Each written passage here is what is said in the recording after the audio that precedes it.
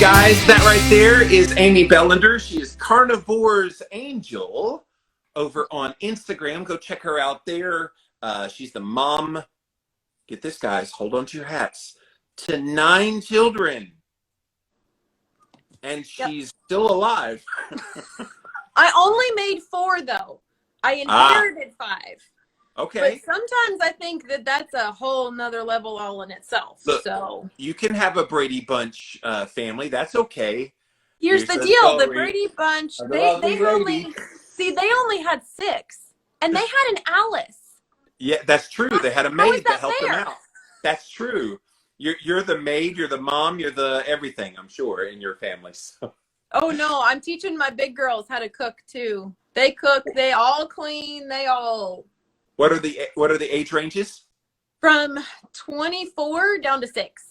Wow, that is interesting. Yeah, I had a friend also in the carnivore space who just had a baby at 40, and her oldest is 25, 26. So big, long difference between babies. And so just a little bit. Yeah, my oldest that I gave birth to is 19, and he just had his first son. So I am officially a grandma now. Yes. Too. Yes. So Amy, by the way, you guys went from keto to carnivore to ketovore. I would probably describe my diet today as ketovore, Amy. Mostly animal foods, but if I want an avocado, I'm not going to bitch about it. I'm just going to put it in my diet and eat it. So, and so, yeah, so you do YouTube videos, but you have a nice little link in your Instagram. So go check out the family video. But you're here today. I asked you, I was like, what do you want to talk about? And you said, well, I can talk about keto for kids and families. I'm like, I've kind of done that. You also said talk about cholesterol, and I wrote a whole book about cholesterol. We could definitely hit on those things, but you really wanted to focus in on food dyes and kind of like living with the chemicals in our world. I definitely want to hit hard on those things, but we'll hit it all. First, I want to hear your story of going to keto, to carnivore, to ketovore. Did you deal with some health issues that led you there? So I remember Charles Washington has a saying, the lucky ones get fat. Well, the unlucky ones get fat and a whole bunch of other stuff too. Yes. But most of the time we don't know that the other stuff has to do with diet. So yeah. I've always been struggling with weight, not super bad, never really did too much of the yo-yo diet. It was just always kind of creeping up there. But at the age of 13, I ended up going on birth control pills because my cycle was so screwed up. I would start for 2 weeks and then stop for 3 days and start again. I mean, it was all over the place. I would get migraines. I would be throwing up. And this all started when I was 10, by the way. So yeah, happy life, right? So at the age of 13, I was put on birth control pills to try to control my hormones. There's a whole history of hormonal disruptions in my family. So, oh honey, it's just the way you are. There's nothing that can be done about it. So skip forward a whole long time, and I'm thinking, it's just the way I am, my depression, my anxiety, nothing I can do about it. I ended up getting hospitalized over it because they switched some of my medications and it didn't go well. And at that time, I knew I had to be gluten-free. Gluten affects me horribly. Yeah. So I got cross-contamination on the way to go see my psychiatrist 6 weeks after having a baby. Well, of course, I'm not sleeping. She's got colic. So I have a meltdown in my psychiatrist's office. And what does she do? She calls a suicide watch on me. Whoa. And I was taken away for 3 days from my family. And I tried to tell her it's because I got gluten. That's all it is. Right. She thought I was crazy. So I was taken away for 3 days. And when I got out, that's when I decided I had to find a way to take my health into my own hands. And I was convinced that if I could just lose the weight, then I'd be happy. Then I was positive that that was my answer. The only thing I haven't tried at this point in time is keto, because keto is a fad diet. I refuse to be pulled into the fad diet. It ain't going to work. So I finally give in because I've done Weight Watchers. I've done, you name it. I've done it. I've done just about everything except for Atkins because that wasn't healthy. You shouldn't do that. I tried going vegan. I tried being vegetarian. I tried everything. None of it worked. Everything seemed to make me worse. So fine, I'll do keto and it won't work. Just watch that. So about a month into keto, I'm losing weight. And I'm starting to feel a little bit better too. A little bit more energy, a little bit clearer brain. 6 months in, I woke up one morning and my eyes popped open and I looked over at my husband and I said, babe, I think I can come off of my medicine. And my dear sweet husband goes, please no.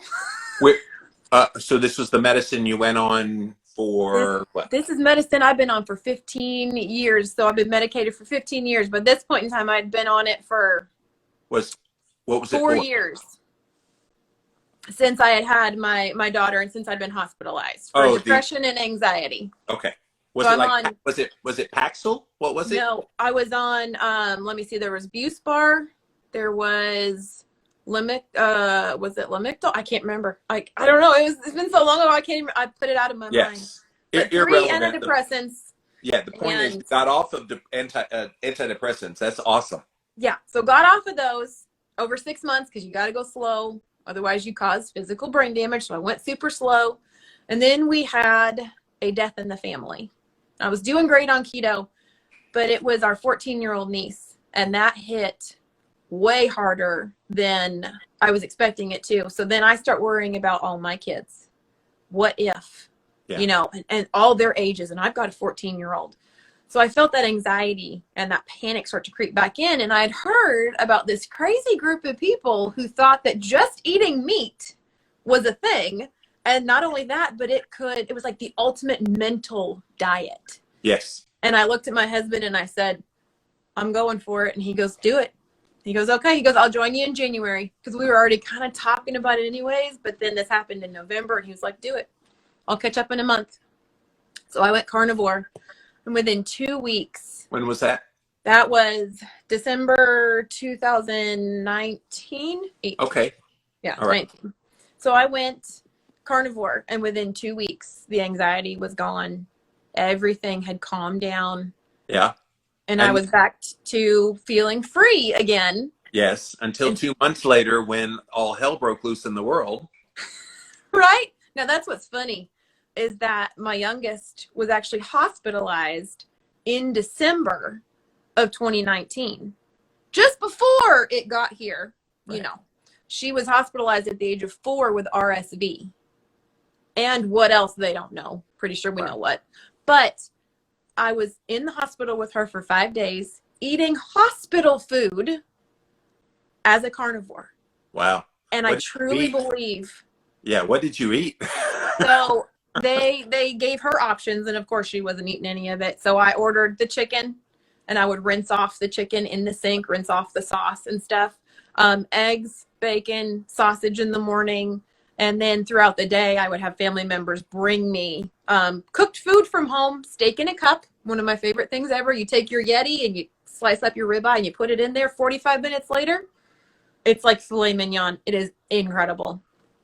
So that's when I found out that kids too can go keto and thrive. We got my daughter off of all of her asthma medications, got her out of the hospital.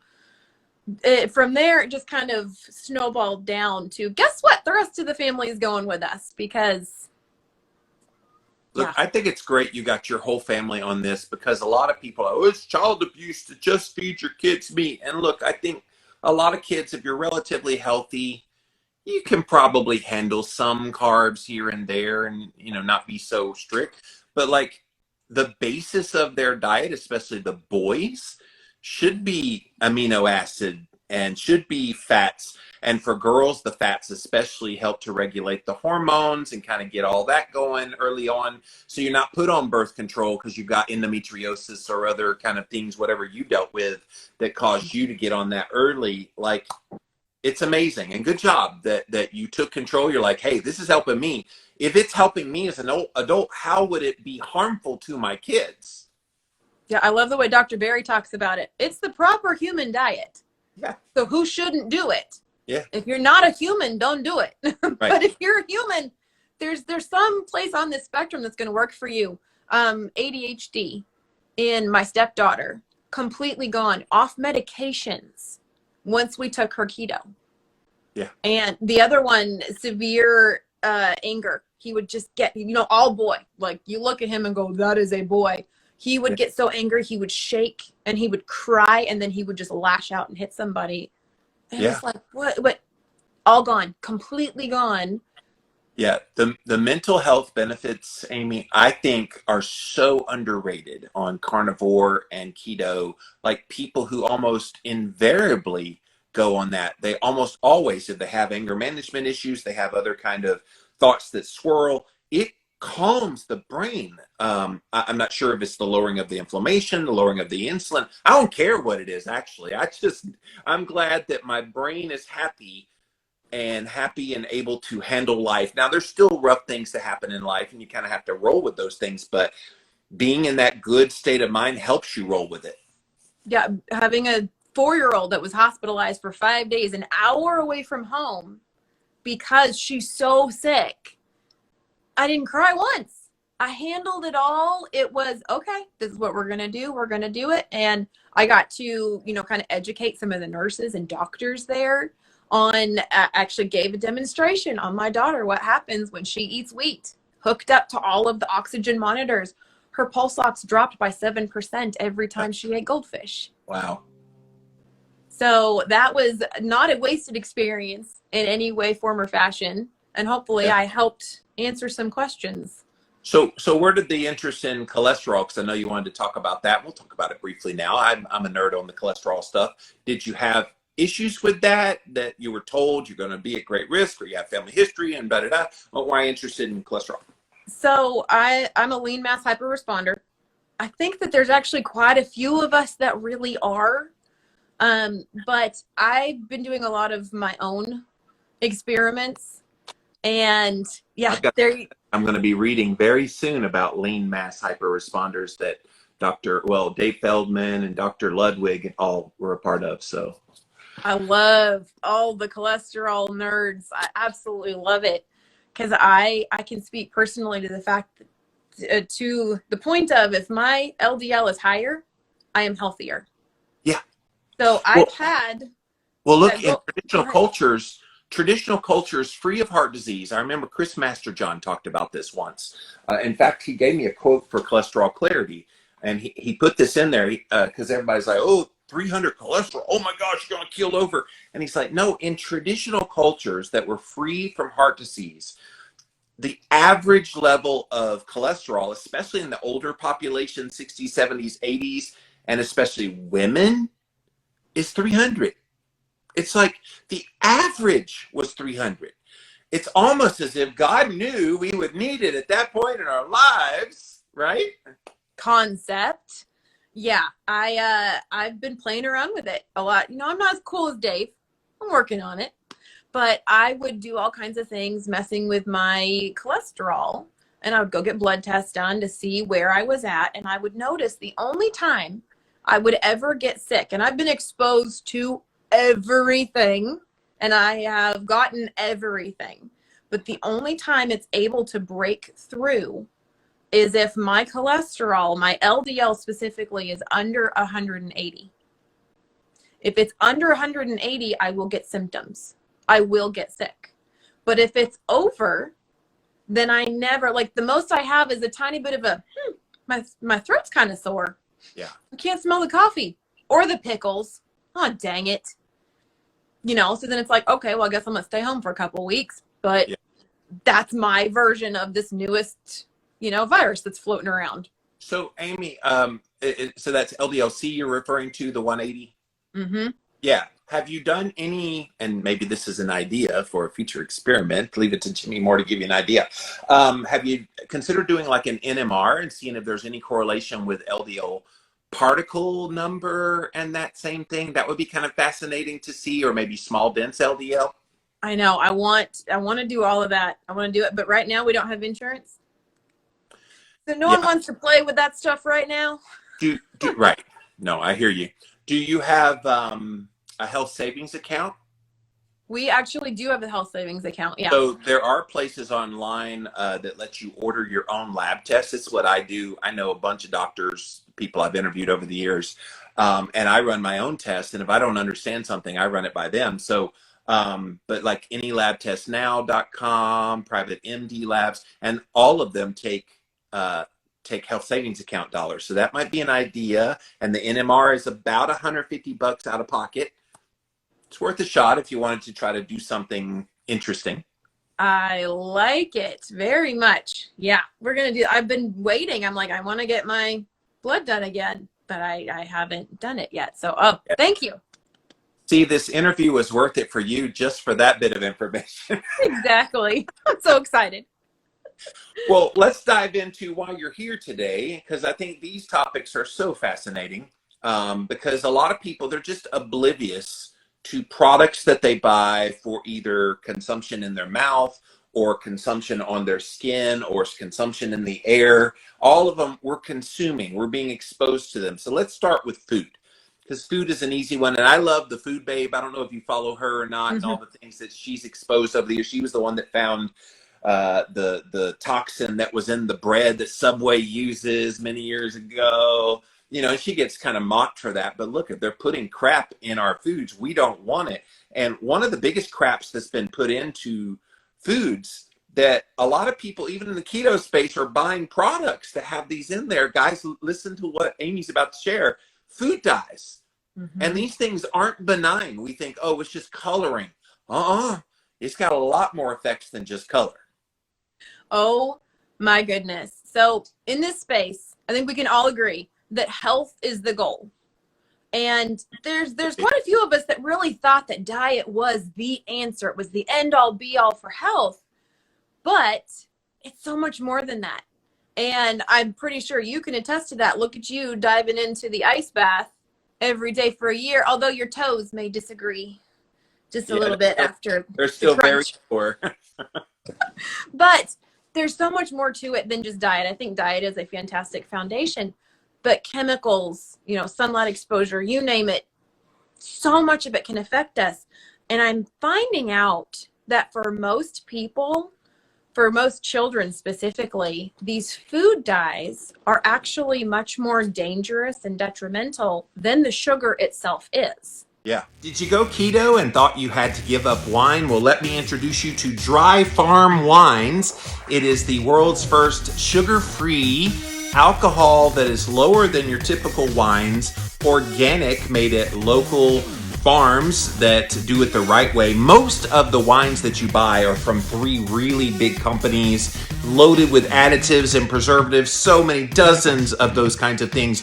You don't want all that junk in your wine. So go to dryfarmwines.com/Jimmy and they will ship you these wines. And just because you listen to this podcast, Dry Farm Wines is going to give you a bottle in your first order for just 1 cent. Go to dryfarmwines.com/Jimmy and you will get your bottle of wine for just 1 singular penny. Go check them out. Dry Farm Wines, you guys. It's wine o'clock somewhere. And I fell across, I came across Rebecca Bevins, Dr. Rebecca Bevins, several years ago when I was taking a college course. We had to write a paper, and I was like, I want it to be something about diet. And they're like, no, it can't be diet. It has to be something, you know, sciencey. Okay. So that's when I found the food dyes. Watched her TED Talk, and my mind was completely blown because her son is my son.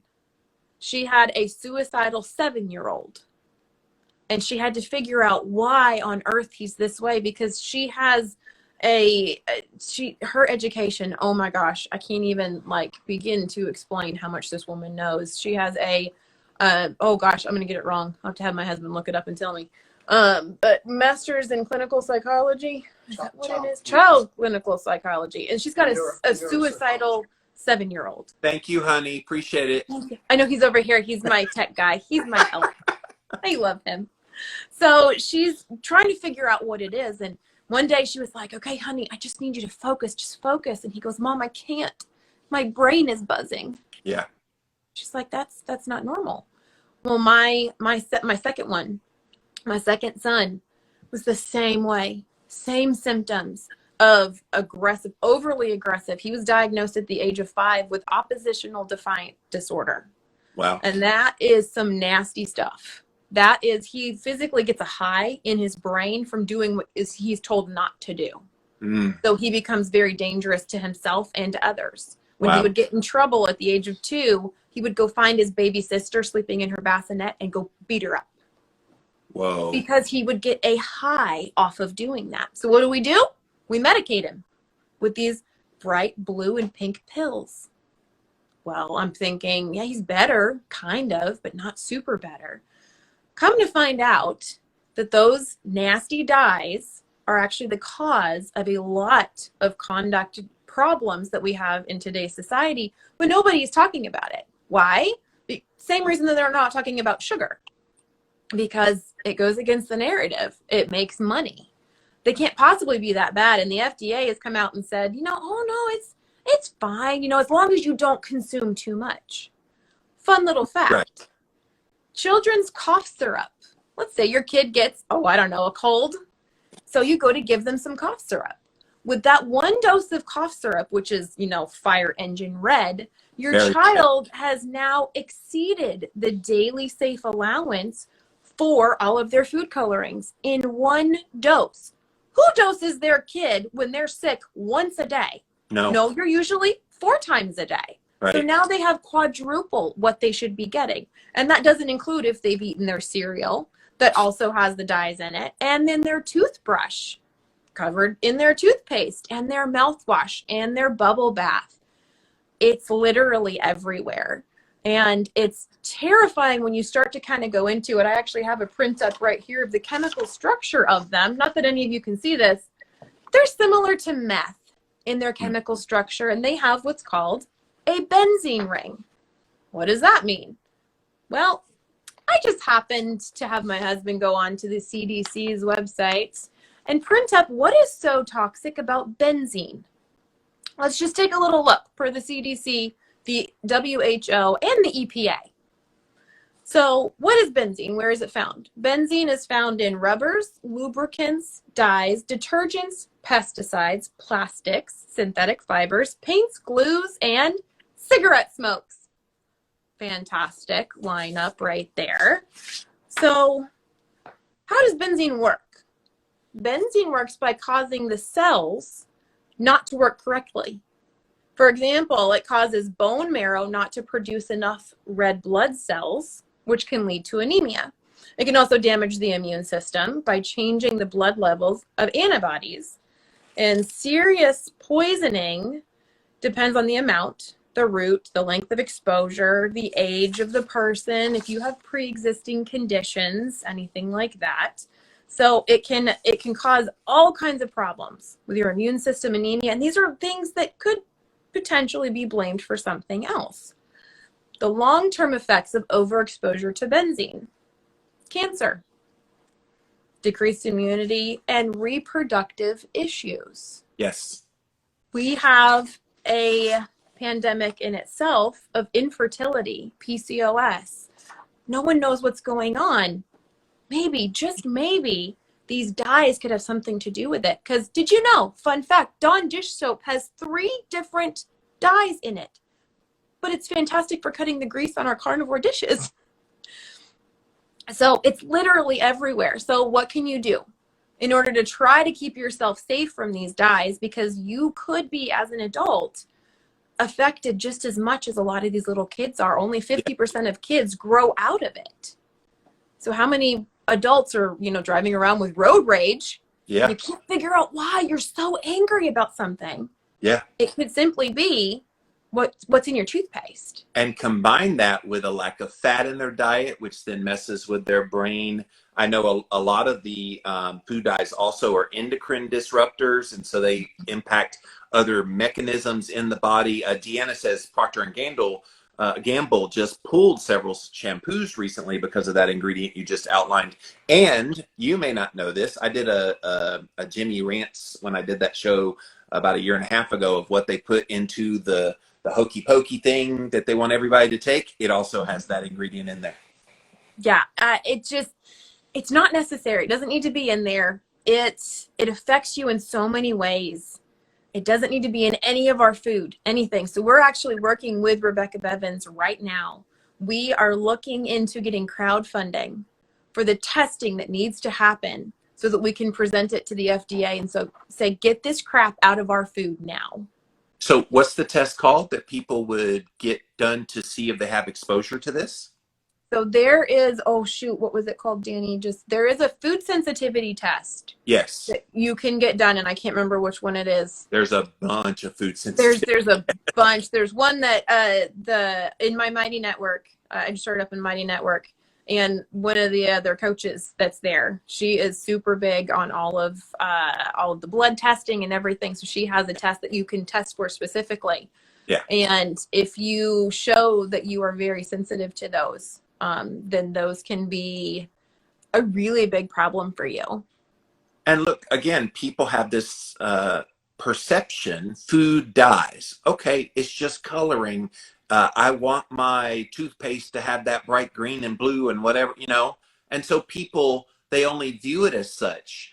Do you think there needs to be warning labels put onto products that include these dyes? But again, they put warning labels on cigarettes and people still smoke cigarettes. I guess at the end of the day, if you know, at least you can make an informed decision. And if you choose not to decide correctly, then that's on you. I think that's the base of the problem is informed decision. Right. You know, nobody is being told anything about anything anymore. So we don't have a clue what we're actually consenting to when we buy that box of loopy cereal that looks like rainbows. Is there enough evidence that there's a connection here, that there could be a class action lawsuit filed, or do you know if any have been filed? I don't know. Rebecca Bevins is trying to do. That's why we're trying to crowdfund. Oh yeah. So I don't think that there's enough proof yet. But Rebecca wants to take her 16-year-old and put him into a PET scan and light up his brain with these artificial dyes and see what happens. Yeah. And that's part of what we're going to raise the funding for, to be able to do these, to prove of what it physically does to you. I mean, I hope she's successful, but they do the same thing with sugar, and they light up people's brains with sugar, and they still push sugar in everything. Yeah, it's definitely an uphill battle. We've got a long way to go. But if enough people can remove it from their food and remove it from their environment and see significant improvements, and then when they, do the test, go back to it, see how badly you react. If we can get enough people to come out of the woodwork and say, look, I did this and I was so sick, I was suicidal, then we may begin to get enough to stand up for ourselves on this. I'm sure somebody has made this resource, but it would be cool to have a diefree.com website where people can access clickable links to buy the products that they love, but just in a food dye free way. One of the best ways to get rid of food dyes is don't buy foods that have a label that would have food dye in it. That's one. This is why carnivore is so beautiful. I've been eating carnivore pretty much for the last 4 years, ketovore. And yeah, it's hard to get food dyes if you're eating meats and other sources of real whole foods. But we do live in a world where that's not always an option, and maybe you need a protein bar. Is there something that they would look for on the label itself? Does it have to say red dye number, whatever? So that's what's really sneaky about everything, is that they are starting to not put red dye 40 on it. They're starting to actually call it by its chemical name. And so you have to... What's the chemical name? I don't remember what all of them are, because there's quite a few of them. If it's a long word, just know that's probably a food dye. Yep, and you need to look it up and see what it is, because then it'll be like yellow 5. At least they do that. The one that gets me on food labels is where they put like natural flavors. Yes. That is such a non-starter, as you don't know what that is. And I found out one of the natural flavor is gonna freak some people out if they haven't heard this before, especially in sweet products. Raspberry flavor. You like raspberry flavor in something, or strawberry flavor and something like that? It's from, I'm not kidding, this sounds like I'm punking you, but this is totally serious. Go Google it, go look it up. It is from beavers' butt glands. I'm not kidding I you. thought it was Imitation Vanilla. Imitation Vanilla has some of those kinds of things going on as well. It's why I get real vanilla beans and make my own, or you use that, because as soon as you find out about what natural flavors, and it's on everything, like if you turn it on the back, and it's usually towards the bottom, and as soon as I see natural flavors, I think beaver's butt, and I just put it right. Exactly. Oh my gosh. Yes. And I've said that for a while, is that you realize that beaver urine is technically natural flavoring, right? Yes, and it's all natural. That's another one that's it doesn't mean anything. Yeah. All No, natural. and that's what we think, okay, so a lot of people think, okay, I'll just get rid of all the foods that have artificial dyes in them and I'll be good. There's a problem with that. Your skin is one of your largest organs, and it absorbs almost everything that you put on it, and it takes it into your bloodstream. So sunscreen, for example, they've done testing that you cover yourself in sunscreen and 24 hours later, there are almost toxically high levels of some of those chemicals concentrated in your blood. Yes. So if your lotion or your shampoo or your conditioner or your deodorant, any of those products have artificial dyes in them, you are absorbing them. Yes. So it's so much more, or the little plug-in that you put in your wall to make your room smell really nicely. Renews it. Those have benzene in them as well. Yes. It's the same chemical compounds. And Febreze, and it's why I moved over to essential oils many years ago. Yeah, scented candles. I'm sorry, especially if they're colored these beautiful dark blue colors and purple and red. Those come from somewhere. Yeah. And they do go up into the air. Those scents get into you, and it's the same chemical interference with your body as if you are eating it. You know how they get away with this is, and people rationalize it. Oh, if it was truly that harmful, it would be pulled off the shelves, because they wouldn't knowingly put things out there that would harm us. And I'm like, are you kidding me? Like, especially the last 2 years with all the craziness in the world, they will do anything to us. Anything. Yes, 100%. And it's like our health was never their top interest. No. Because there's no money in healing people. Look at the diet they promoted through the dietary guidelines for Americans. And it's like when I first started out there, it was 2005, way back when I first got on the Atkins diet and then progressed from there. The dietary guidelines, I was just like, this doesn't make any sense. Like, why are you pushing things that are obviously health hurting people, and not pushing things that could be helpful for people? And then it's like, we've been pushing back at like misinformation when it comes to diet and health for 15, 20 years. So it's not new that they're suddenly wanting to take control of that and control the narrative. Oh, this is what you should do for your health. And I'm thinking, I don't trust you, and I haven't for nearly 2 decades. Exactly. But what is nice is that there are some companies that are actually starting to remove things like artificial dyes on their own. Yes. And most of it is because they've had a personal run-in with it themselves. Yes. And so, like, not that I'm promoting them, but like Baskin Robbins, they've removed all artificial dyes from all of their ice creams. Well done. So it's like, no, granted, they still have the sprinkles. So leave off the sprinkles. But there are people who are starting to realize that, guess what? My health is worth more than what the narrative says. And there's many rabbit trails you could go down with. Why on earth would they be telling us to consume dangerous things? Yeah. You know what? You could figure that out. Your guess is probably as good as mine. But there's no money in healing people. Yeah. And look, I wish that wasn't a motivating factor, but let's get real. It's a motivating factor. If they can make billions of dollars. Look, they made with the statin medications, the Crestors, the Lipitors, and all that, over a 10-year period, $29 billion annually in profits from those. Just that one drug classification. And all they did was change the qualifying range of cholesterol, and overnight, millions of people became eligible for this new medicine, this life-saving medicine that reduces your risk of heart attack by less than 1%. And the 200 was the 50th percentile of disease. Every other range that you have in a doctor's office is at least 75 percentile. They moved it to the 50 percentile, meaning half the people above the 200 are at greater risk and half the people below the 200 is at less risk. And it's like, no, we don't do that with any other marker except for cholesterol. I knew we would circle back to cholesterol eventually because I know. we're Well, and both then passionate. we can throw this in there too. What about insulin? The patent for insulin was sold for $1. Yeah. And how much have they made off of the sales of insulin? Yes. Since that time. I know. Sugar drives insulin. Yes.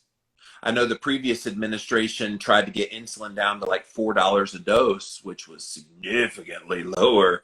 And he did. And then the new administration came in and reversed it and put it right back up there again. So helpful.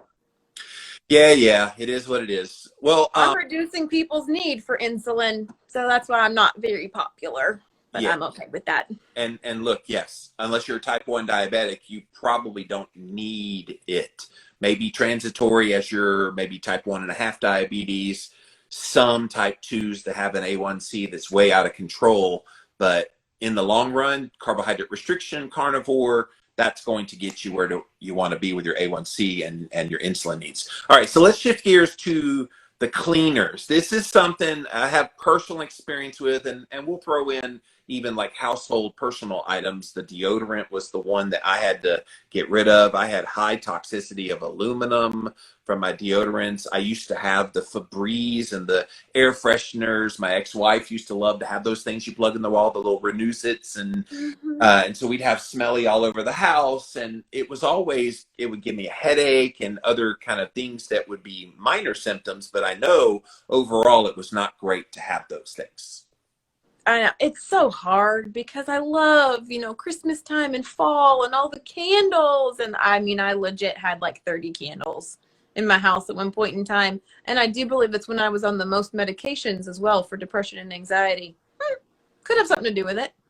But I actually just put out two videos. One, cleaning products that I love that are non-toxic. And number two, the personal products that I love.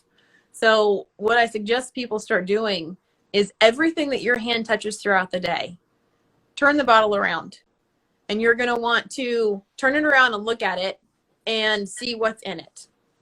You can start Googling for non-toxic cleaning, non-toxic, everything. And on those two videos, yep, the one right there and the one right there, because everyone can see exactly where I'm pointing, right? Those, if you go into those videos and you click down in the description, I spent 2 hours on each video in Amazon finding links for everything to make sure that if you wanted to get an idea of what a safe product is, you can simply go and click that link. It'll take you right there to it. And you can go and look at extra all the different scents that are available, scents or flavors, depends on who you are. My biology teacher said no matter what, it's all flavors, even if you smell it. So several people have told me, no, honey, it's a scent if you smell it. I'm like, not according to my biology teacher. And my professor said no. So anyways, that's a whole debate. Flavor, you smell vanilla. Yeah. You don't taste it. A lot of people ask me, Jimmy, how do you get such good deep sleep? Well, there's a lot of things that I do, but one of the newest things that I recently added is this upgraded magnesium from a company called Upgraded Formulas.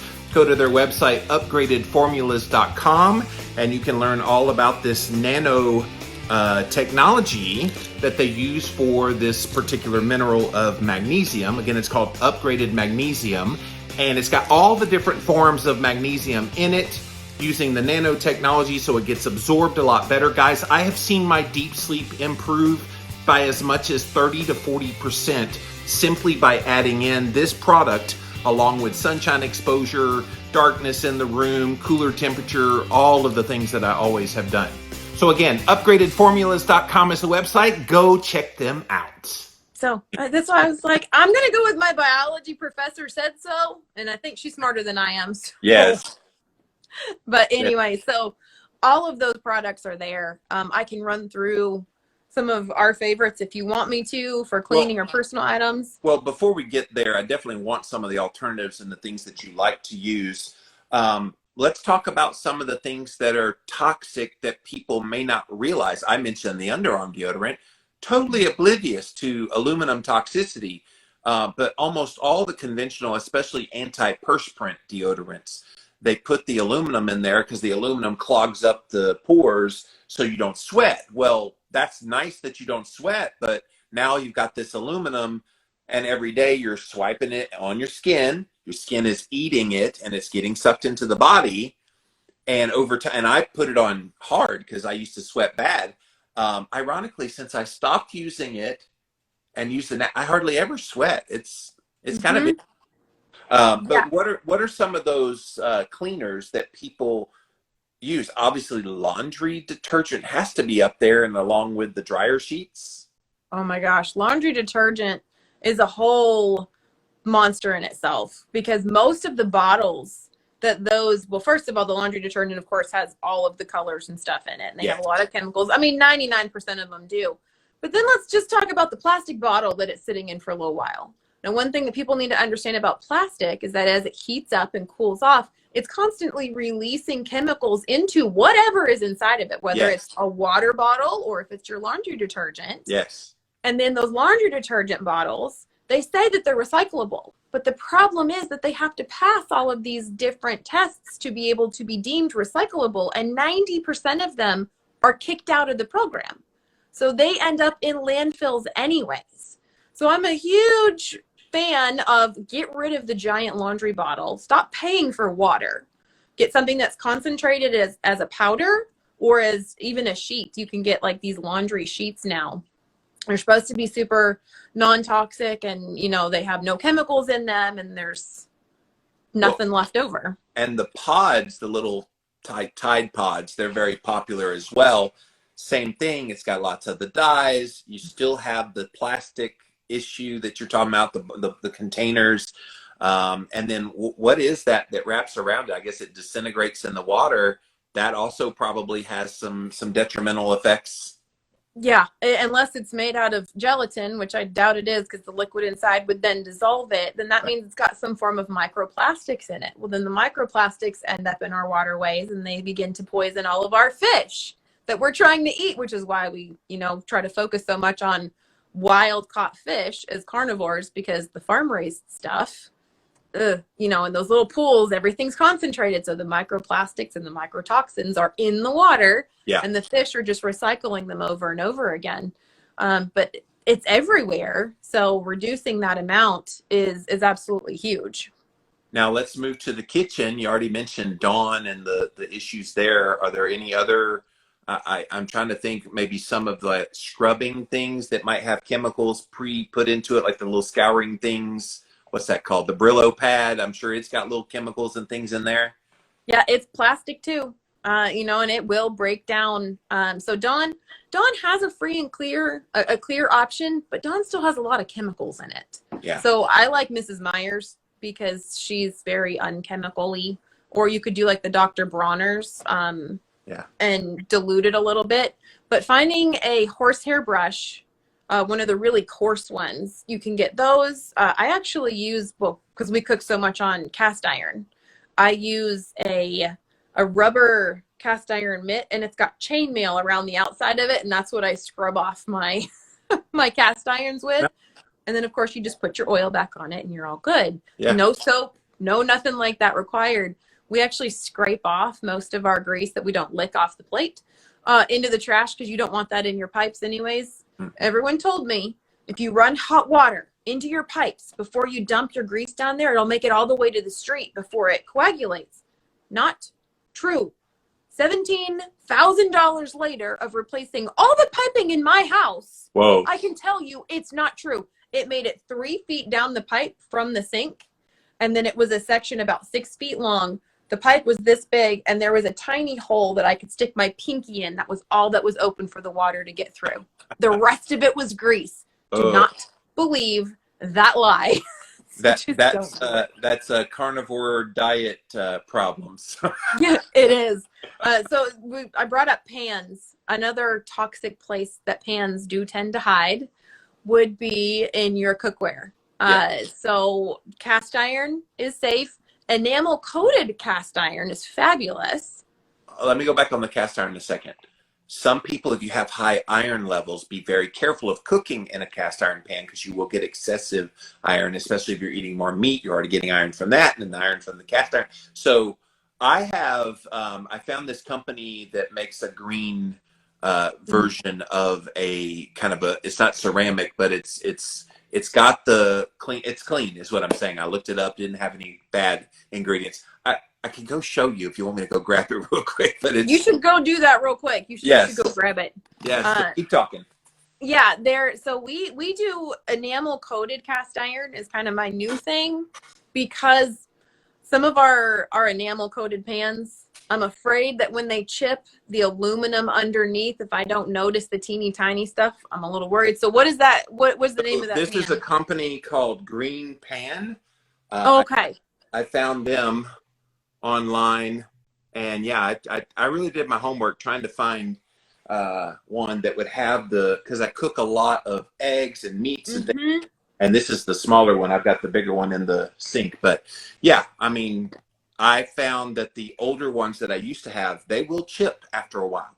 And if I got the cheaper ones from Walmart. Don't do that. It's enamel coated, it's ceramic, so it's safe until you chip it, and then you realize that the pan underneath is made with aluminum. Not so safe anymore. Yes.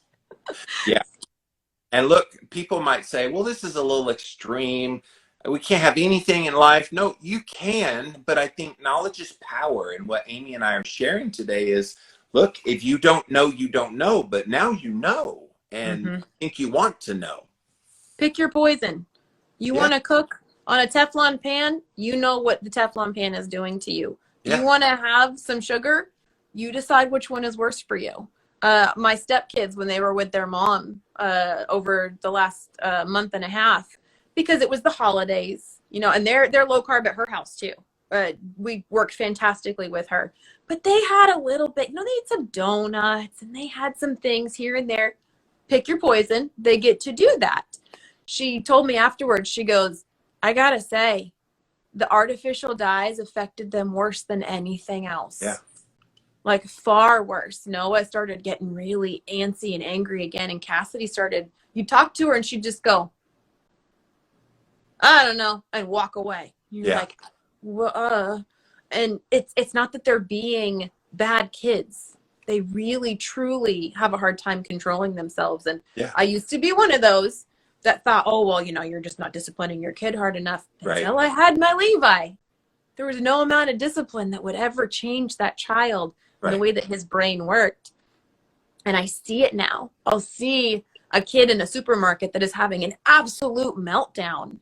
And it's like they're sitting there sucking on this bright red sucker and they're screaming. And I'm like, my heart goes out because it's like, you don't know you're poisoning your kid. Yeah. So that is my goal, is to tell people, learn better and then do better. But you get to pick your poison.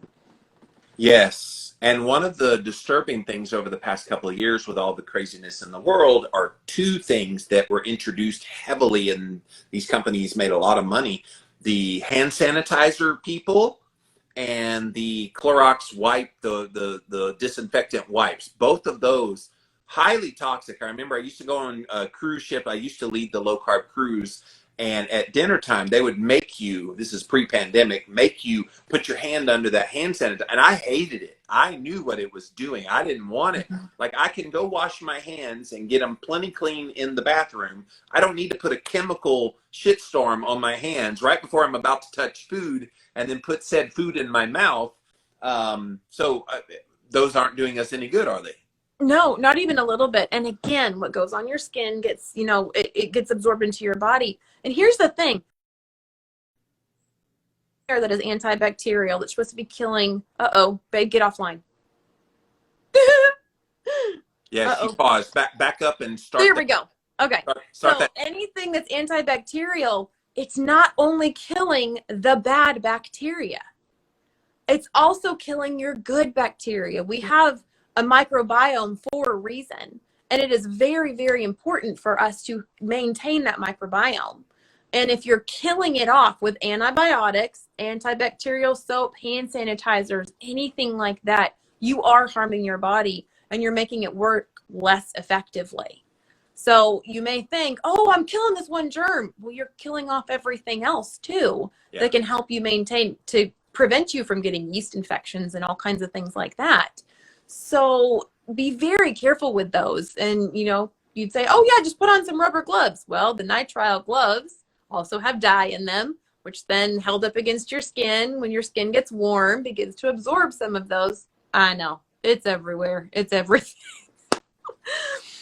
And the argument will be made, wow, that sounds very hypochondriac. But again, the more you know, the better you can be. And we're going to get to the happy ending here in a second, guys. We're almost there. I want to go to one other place in the house, and that's the bathroom, because you've got toilet cleaners and tile cleaners, the little spray bubble stuff. And now the spray bubble stuff is not just bubble. It goes on with a blue dye. Mm-hmm. Make sure. And then it turns white. That turns white, right. Yeah. So there's a couple of options for those. I love, it's called Force of Nature. And they are a much less toxic, it's water, vinegar, and salt. You add your own water and you add a little packet of vinegar and salt, and then you electrolyze the water. It changes the molecular structure of the water into something that's similar to bleach, but it doesn't have all the harmful effects of it. Yes. And so we like to use that one, but essential oils will kill just about anything that you want to kill and help you clean just about anything you want to clean, while supporting your immune system and supporting your healthy bacteria without overwhelming and killing everything. So we like to use, I think doTERRA has a really good cleaning line. Steve's from Young Living does. Or you can just make your own, get some of your favorite essential oils. You can put it in vinegar. There's so many options out there. I was at Walgreens the other day, and this lady in front of me in line, this is no lie, she had 100 bottles of hydrogen peroxide. And I was like, do you have lots of cuts in your house, ma'am? And she's like, oh, honey, this stuff cuts everything. It cleans, it scrubs, it does everything. Hydrogen peroxide. I was surprised her hair wasn't orange from having so much peroxide. I was going to say, was her skin still attached to her body? Yeah. That stuff is a little intense. Even if it's only like 3%, it's still... The problem with hydrogen peroxide is so freaking cheap. I think she had them $0.25 a bottle, and so she was just like loading up on it. She's like, I'm gonna have a cleaning spree. Spring's gonna be here soon. I gotta clean. And it's like, okay. Good luck to you, sweetheart. Yeah. Oh my gosh. No. And that's the thing. I believe in my immune system. I believe in supporting my immune system with a healthy cholesterol level by eating saturated fats and giving my body the proper nutrition so that it can do what it needs to do. That's right. I try not to mess with it as much as I possibly can with chemicals and other things. Yes. I'm able to fight everything off the higher my cholesterol level is. And I figure it's a good thing to let your immune system work itself out. Yes. Otherwise, it's not going to learn. If you do all the work for it all the time, it's not going to know how to protect you from the next new invader. No. This is why I think the blatant attempt to make everything clean and sterile during the beginning parts, and even today still like cleaning all the parts of everything. It's like, no, you need a little bit of stuff. I mean, I know you're trying to protect from the bad thing that's out there, but a little bit of stuff so that when the bad thing hits, you already have some immunity built up to deal with it. And if we're sterilizing everything, you're just a sitting duck when it finally comes. And that's what I've seen a lot of, is that a lot of people who are, they're always inside. They never get sunlight exposure. They never take their shoes off and walk barefoot in the grass. They are the ones that are being hit the hardest because they live in an artificial environment. They're never exposed. They have their little aerosol Lysol that they're spraying all over, and they've got the hand sanitizer, and it's not helping these people at all. There's a saying, God made dirt and dirt don't hurt. Actually, I think it helps quite a bit. I used to tell my kids, I'm sorry, you're not dirty enough. Go back outside. Josh Axe had a book called Eat the Dirt a couple of years back, and it was great. And that was his whole thing was we're too sterile as a society and kids need to be eating dirt. So, by the way, if you want to learn her personal favorites, we don't really have time here at the end of the show, but she has a whole video. Go look up Carnivore's Angel over on YouTube, and the episode 106, my favorite personal products, ways to reduce chemicals in your life. What are your favorites? And then you've got a list of like a ton of your favorites. Like you said, all the clickable links. You spent 2 hours putting this list together. So guys, go take advantage of the resource that this beautiful lady has taken and the time to do. Again, she is Amy Bellinder. Go check her out, Carnivore's Angel, over on Instagram. And Amy, what a pleasure it was to talk to you here today. Thank you so much for having me. And I'm just honored to be able to get the word out to more people about the dangers of chemicals and being too clean. Let's be real.